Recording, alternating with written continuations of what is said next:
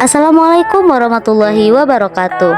Perkenalkan, nama saya Hidayatul Azizah dengan NIM 25046015. Nah, pada kesempatan kali ini kita akan melihat berbagai peninggalan sejarah Hindu-Buddha yang ada di Minangkabau. Stay tune. Nan hilang dapat diganti, nan hilang dapat diganti, diganti indah kasarupo sarupo. Ini kita lagi ada di situs bersejarah yang ada di Nusantara, yaitu Batu Batikam. Nah, Batu Batikam ini merupakan salah satu lambang sejarah yang ada di Minangkabau. Situs bersejarah pertama yang dikunjungi yaitu Batu Batikam. Batu Batikam merupakan sebuah situs bersejarah dan budaya terkenal di Minangkabau, Sumatera Barat. Terletak di daerah Lima Kaum, Kabupaten Tanah Datar, dekat dengan kota Batu Sangkar. Menurut cerita rakyat yang berkembang di Minangkabau, Batu Batikam ini berasal dari kisah perselisihan antara dua tokoh penting, yaitu Datuk Parpatiah nan Sabatang dan Datuk Katumangguangan. Untuk menghentikan pertengkaran dan menghindari perang, Datuk Parpatiah dan Sabatang pun menusukkan kerisnya ke sebuah batu besar hingga berlubang. Karena batikam dalam bahasa Minang berarti tertusuk, batu itu kemudian dikenal dengan Batu Batikam. Lubang yang ada pada batu tersebut dipercaya sebagai bekas tikaman keris dan menjadi simbol perdamaian, musyawarah, serta penyelesaian masalah tanpa adanya kekerasan. Hingga sekarang Batu Batikam masih dianggap sebagai peninggalan penting budaya Minangkabau dan sering dikunjungi wisatawan maupun pelajar untuk mempelajari adat Minang tentunya. Nah, perjalanan kali ini kita udah sampai di Batu Basure. Destinasi sejarah Hindu-Buddha di Minangkabau selanjutnya yaitu Batu Basure, atau dikenal juga sebagai Prasasti Pagaruyuang, yang merupakan sebuah peninggalan sejarah penting dari masa Kerajaan Melayu kuno di Sumatera Barat. Ditemukan di daerah Pagaruyuang, Kabupaten Tanah Datar. Nama Batu Basure sendiri berasal dari bahasa Minangkabau yang berarti batu tertulis, karena pada permukaannya terdapat tulisan kuno yang menggunakan aksara Palawa dan bahasa Sanskerta. Prasasti ini diperkirakan berasal dari abad ke-14 dan berkaitan dengan pengaruh Aditya Warman yang berkuasa di wilayah Minangkabau. Untuk Prasasti Pagaruyuang ini terdiri dari 8 prasasti. Prasasti Pagaruyuang pertama itu berisi puji-pujian terhadap Aditya Warman sebagai raja yang berilmu tinggi, penganut Buddha Mahayana Tantrayana, dan penyebutan dirinya sebagai Sutata Bajradaya atau seorang Buddha yang kuat. Prasasti Pagaruyuang II sekitar tahun 1295 Saka atau 1373 Masehi itu ditemukan di Bukit Gombak, berisi penghormatan dan pemujaan terhadap Aditya Warman sebagai penguasa yang berdaulat. Selanjutnya yaitu Prasasti Pagaruyuang III dan IV yang menegaskan kewibawaan dari Aditya Warman dan klaim kekuasaannya atas wilayah di Sumatera atau Swarna Dwipa atau kita kenal dengan Tanah Emas. Prasasti Pagaruyuang V itu berisi hal yang tidak lazim, yakni catatan mengenai masalah taman, berbeda dari prasasti lain yang justru fokus pada politik dan agama. Prasasti Pagaruyuang VI berisi Om Pagunira Tumanggung Kudawira, yang berarti selamat atau bahagia atas hasil kerja Tumanggung Kudawira. Kemungkinan prasasti ini merupakan stempel atau penghormatan bagi pejabat. Prasasti Pagaruyuang 7 dan 8 itu memuat pujian terhadap raja yang dermawan, tertib, dan penyerbutan Aditya Warman sebagai inkarnasi makhluk setengah dewa atau Gana. Semuanya, kali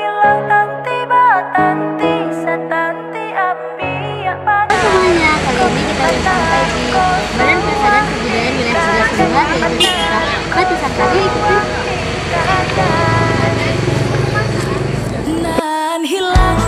Lokasi yang kita kunjungi selanjutnya yaitu ke BPK Wilayah 3 Sumatera Barat atau Balai Pelestarian Kebudayaan Sumatera Barat.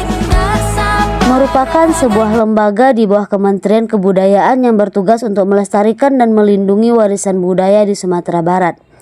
Tugas utama Balai Pelestarian Kebudayaan ini yaitu Yang pertama tentunya melestarikan cagar budaya dan benda bersejarah, melakukan penelitian budaya, mendata tradisi dan warisan budaya daerah, serta mengadakan kegiatan edukasi dan pelestarian budaya kepada masyarakat.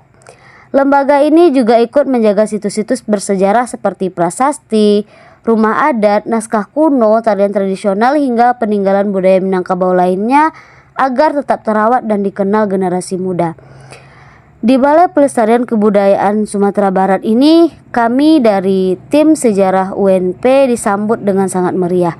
Di situ kami mendapat berbagai materi baru mengenai sejarah, belajar mengenai bagaimana sejarah itu berkembang, dijaga, dilestarikan hingga saat ini dan tidak pernah lekang oleh waktu. Di Balai Pelestarian Kebudayaan Sumatera Barat ini kami juga diajak untuk kembali menjajaki ruang masa lalu, di mana di sini kami diajak untuk melihat bagaimana perjuangan dari seorang Thomas Dias yang merupakan seorang pihak Belanda yang nantinya bisa meluluhkan hati raja di Sumatera Barat atau Minangkabau. Di sini kami belajar bahwa ternyata kegigihan bisa menaklukkan segala-galanya. Selain adanya bioskop mini tempat menonton ini, kami juga disuguhkan dengan berbagai aktivitas-aktivitas modern seperti adanya ruang-ruang interaktif untuk kami belajar bagaimana sejarah itu bisa menyesuaikan dengan perkembangan waktu dan zaman. Sejarah ternyata tidak hanya sebuah cerita masa lalu, tetapi juga masih bisa dikreasikan hingga masa sekarang. Di Balai Pelestarian Kebudayaan Sumatera Barat ini kami diajak untuk menapaki ruang interaktif, di mana di situ kami bisa melihat bagaimana perkembangan sejarah, bagaimana peninggalan-peninggalan sejarah, dan juga terdapat beberapa potong artefak, potong-potongan candi hingga potongan bata candi untuk melihat bagaimana sejarah itu bisa berkembang dari dahulunya. Kami melihat berbagai seperti adanya patung dari Gajah Mada dan beberapa patung lainnya, serta beberapa benda-benda bersejarah yang ditata dengan rapi dan sedemikian rupa. Juga terdapat beberapa replika-replika prasasti-prasasti yang ada di Sumatera Barat. Tujuan diciptakannya replika ini yaitu agar kita bisa merasakan bagaimana rasanya tekstur, bagaimana rasanya batu, perkiraan dari tempat ditulisnya sejarah-sejarah pada masa lalu. Nah, ini merupakan sebuah ruang interaktif di mana di situ kita bisa menggunakan berbagai teknologi baru untuk melihat bagaimana perkembangan sejarah yang ada di Sumatera Barat. Tidak hanya di Sumatera Barat, ruang interaktif ini juga sudah bisa melihat bagaimana perkembangan sejarah yang ada di Indonesia tentunya. Di sini kita bisa belajar bahwa ternyata sejarah juga masih bisa menyesuaikan dengan perkembangan waktu dan juga zaman yang sudah semakin canggih. Seperti pada video ini, kami belajar bagaimana cara melihat berbagai peninggalan dan situs sejarah terbaru melalui sebuah media interaktif sederhana. Di sini kami diperlihatkan adanya prasasti Pagaruyung, adanya nanti masjid jauh-jauh dan banyak lainnya yang kami pelajari di Balai Pelestarian Wilayah Sumatera Barat ini. Tempat bersejarah terakhir yang kita kunjungi yaitu Istana Basa Pagaruyung. Memiliki sejarah yang sangat erat dengan Kerajaan Pagaruyung, kerajaan besar masyarakat Minangkabau di Sumatera Barat. Kerajaan Pagaruyung ini diperkirakan mulai berkembang sekitar abad ke-14 pada masa pemerintahan Raja Aditya Warman. Kerajaan ini menjadi pusat pemerintahan adat dan budaya Minangkabau. Istana Basa Pagaruyung dibangun sebagai tempat tinggal raja sekaligus pusat kegiatan musyawarah adat. Kerajaan ini terletak di daerah Kabupaten Tanah Datar, Sumatera Barat. Bangunan istana berbentuk rumah gadang yang khas Minangkabau dengan atap gonjong yang merupai tanduk kerbau. Istana ini memiliki 3 lantai dan dihiasi dengan ukiran tradisional Minangkabau yang penuh makna. Di dalamnya terdapat ruang keluarga kerajaan, tempat pertemuan adat, serta penyimpanan benda-benda pusaka.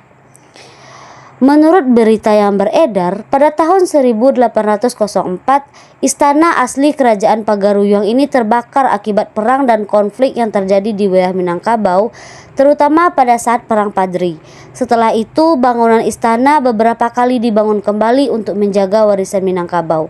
Bangunan yang ada sekarang ini merupakan sebuah replika dari istana asli yang dibangun kembali pada tahun 1976 sebagai simbol pelestarian kebudayaan Minangkabau.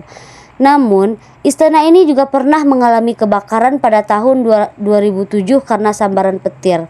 Setelah direnovasi, Istana Basa Pagaruyung kembali dibuka dan menjadi salah satu objek wisata budaya terkenal di Sumatera Barat. Saat ini Istana Basa Pagaruyung tidak hanya menjadi tempat wisata tetapi juga tempat pelestarian adat dan juga budaya Minangkabau. Banyak wisatawan datang untuk melihat arsitektur rumah gadang, pakaian adat, serta mempelajari sejarah kerajaan Pagaruyung yang ada di Minangkabau. Sayang sekali pada waktu kami meliput ke Istana Basa Pagaruyung, kami tidak sempat masuk dan melihat bagaimana keadaan di dalam Istana Basa Pagaruyung dikarenakan waktu yang sudah sangat mepet pada waktu kami melakukan observasi KKL ke lapangan. Padahal mungkin kalau kami bisa masuk dan menelusuri lebih jauh mengenai Istana Pagaruyung, kami juga lebih mengetahui bagaimana tapak jejak kerajaan dari Istana Basa Pagaruyung ini dan bagaimana pengaruhnya terhadap kehidupan masyarakat Minangkabau secara luas. Mungkin sekian mini vlog mengenai sejarah Hindu-Buddha yang ada di Sumatera Barat. Kita sudah bepergian ke Batu Batikam, Batu Basure, Balai Pelestarian Kebudayaan Sumatera Barat hingga ke Istana Pagaruyung. Nah, dari semua peristiwa dan jejak rekam sejarah yang sudah kita lihat, kita bisa memahami bahwa di setiap jejak sejarah itu tersimpan kisah tentang kejayaan, perjuangan, dan warisan yang tak akan pernah lekang oleh waktu. Serta melalui sejarah kita juga belajar bahwa ternyata masa lalu bukan untuk dilupakan, melainkan juga untuk dikenang dan dijaga kebenarannya. Mungkin sekian dulu mini vlog yang dapat saya tayangkan. Saya sudahi dan mengucapkan wassalamualaikum warahmatullahi wabarakatuh. Nan hilang dapat diganti, nan hilang dapat diganti, diganti indah kasarupo, sarupo indah saparangai. Tak bilang tanti batanti, tak bilang tanti batanti, satanti ambiak panaruko, panaruko sawah di kajen, panaruko sawah di kajen. Nan hilang dapat